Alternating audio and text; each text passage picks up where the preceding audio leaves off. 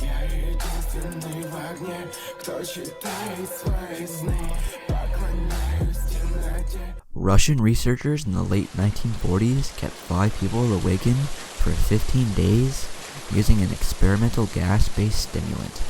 They were kept in a sealed environment to carefully monitor their oxygen intake so the gas didn't kill them.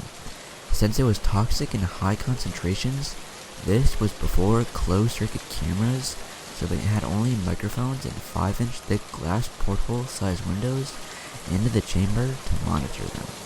The chamber was stocked with books, cots to sleep on, but no bedding, running water and toilets, and enough dried food to last all 5 for over a month.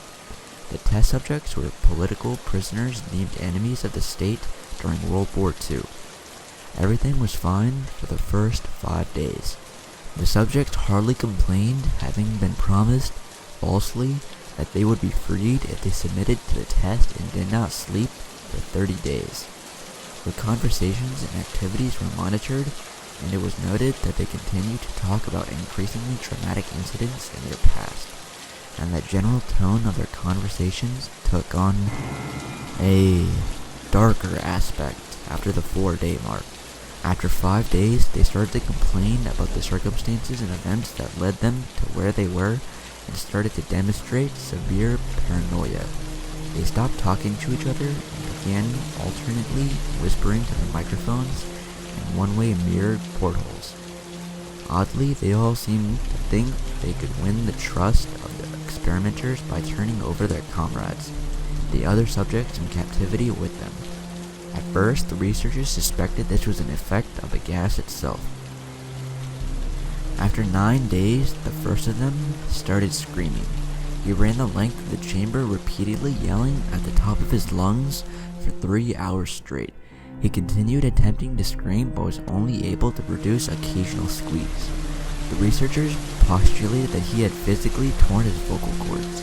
The most surprising thing about this behavior is how the other captives reacted to him, or rather, didn't react to it. They continued whispering to the microphones until the second of the captives started to scream. The 2 non-screaming captives took the books apart, smeared page after page with their own feces, and pasted them calmly over the glass portholes. The screaming promptly stopped. So did the whispering to the microphones. After 3 more days passed, researchers checked the microphones hourly to make sure they were working, since they thought it impossible that no sound could be coming with 5 people inside. The oxygen consumption in the chamber indicated that all 5 must still be alive. In fact, it was the amount of oxygen 5 people would consume at a very heavy level of strenuous exercise. On the morning of the 14th day, the researchers did something they said they would not do to get a reaction from the captives. They used the intercom inside the chamber, hoping to provoke any response from the captives they were afraid were either dead or vegetables. They announced, "We are opening the chamber to test the microphones. Step away from the chamber door and lie flat on the floor, or you will be shot. Compliance will earn one of you your immediate freedom." To their surprise, they heard a single phrase in a calm voice response: "We no longer want to be freed." Debate broke out among the researchers and the military forces funding the research.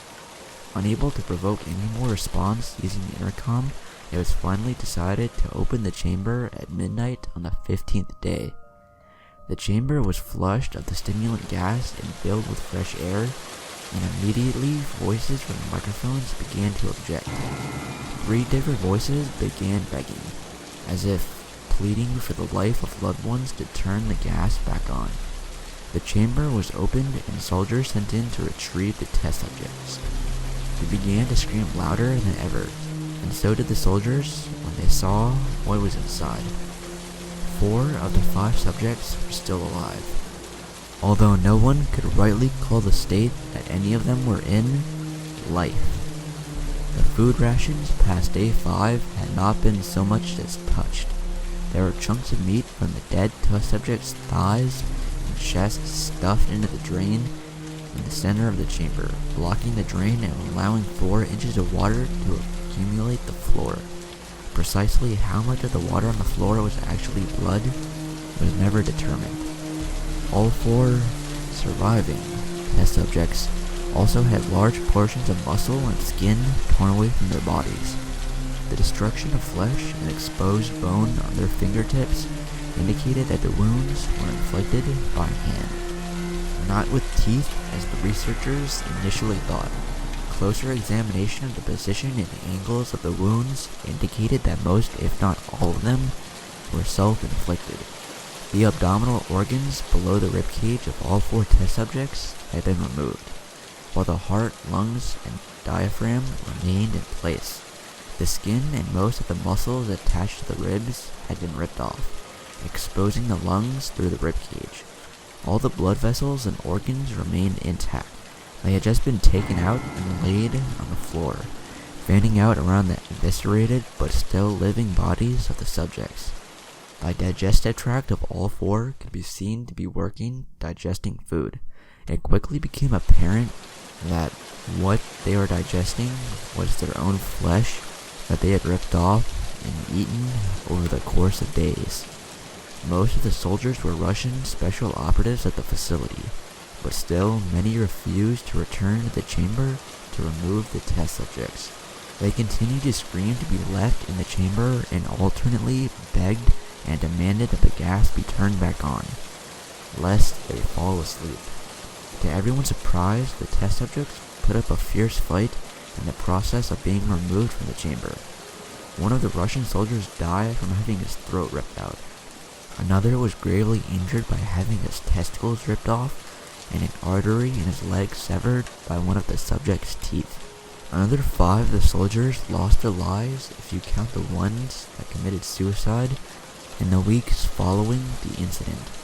In the struggle, one of the 4 living subjects had his spleen ruptured and he bled out almost immediately. Medical researchers attempted to sedate him, but this proved impossible.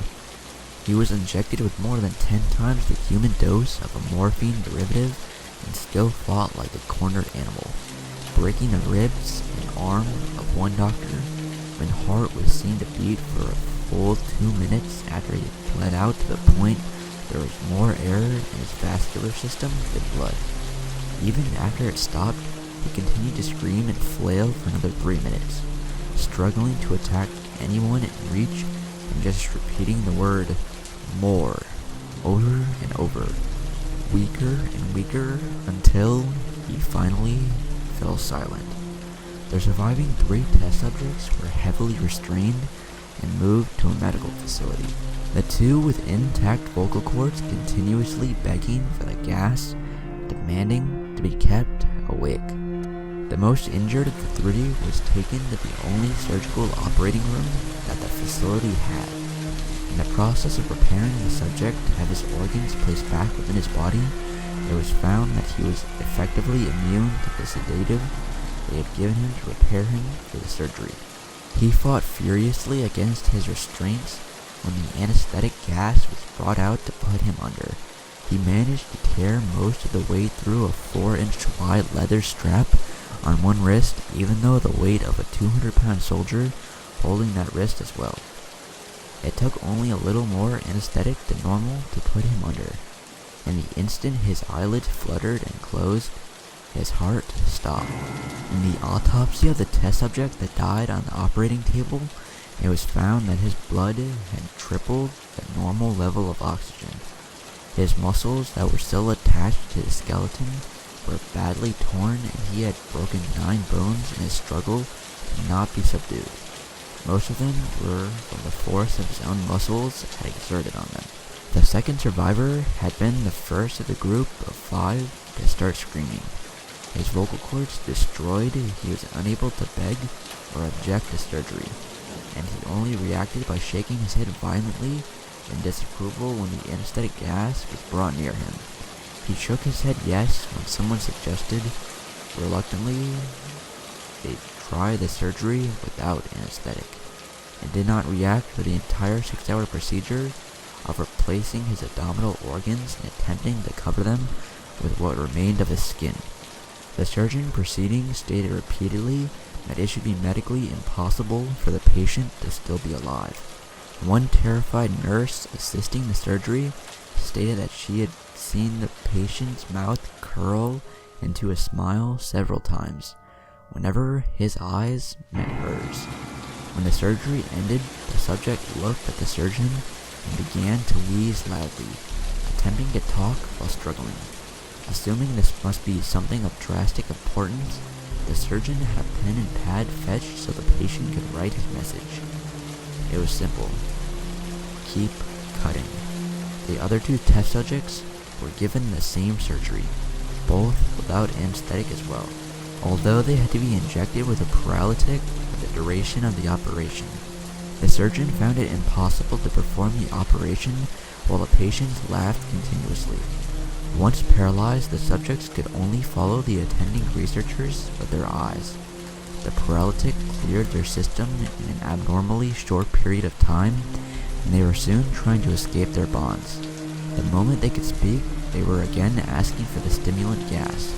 The researchers tried asking why they had injured themselves, why they had ripped out their own guts, and why they wanted to be given the gas again. Only one response was given. I must remain awake. All three subjects' restraints were reinforced, and they were placed back into the chamber awaiting determination as to what should be done with them. The researchers, facing the wrath of their military benefactors for having failed the stated goals of their project, considered euthanizing the surviving subjects. The commander officer, an ex-KGB, instead saw potential and wanted to see what would happen if they were put back on the gas. The researchers strongly objected, but were overruled. In preparation for being sealed in the chamber again, the subjects were connected to an EEG monitor and had their restraints padded for long-term confinement. To everyone's surprise, all three stopped struggling the moment it was let slip that they were going back on the gas. It was obvious that at this point, all three were putting up a great struggle to stay awake. One of the subjects that could speak was humming loudly and continuously. The mute subject was straining his legs against the leather bonds with all his might, first left, then right, and left again for something to focus on. The remaining subjects were holding his head off his pillow and blinking rapidly. Having been the first to be wired for EEG, most of the researchers were monitoring his brainwaves in surprise. They were normal most of the time, but sometimes flatlined inexplicably. It looked as if he were repeatedly suffering brain death before returning to normal. As they focused on paper scrolling out of the brainwave monitor, only one nurse saw his eyes slip shut at the same moment his head hit the pillow. His brainwaves immediately changed to that of deep sleep, then flatlined for the last time as his heart simultaneously stopped. The only remaining subject that could speak started screaming to be sealed in now. His brainwaves showed the same flatlines as the one who had just died from falling asleep. The commander gave the order to seal the chamber with both subjects inside, as well as 3 researchers. One of the named 3 immediately drew his gun and shot the commander point blank between the eyes.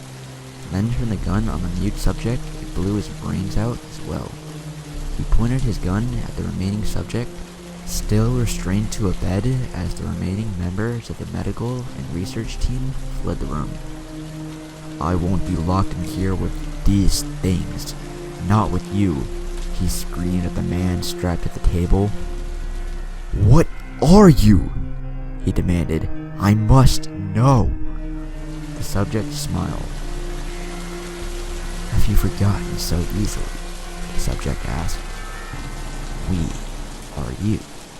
We are the madness that lurks within you all, begging to be free at every moment in your deepest animal mind. We are what you hide from in your beds every night. We are what you sedate into silence and paralysis, where you go to the nocturnal heathen, where you cannot tread. The researcher paused, then aimed at the subject's heart and fired. The EEG flatlined as the subject weakly choked out.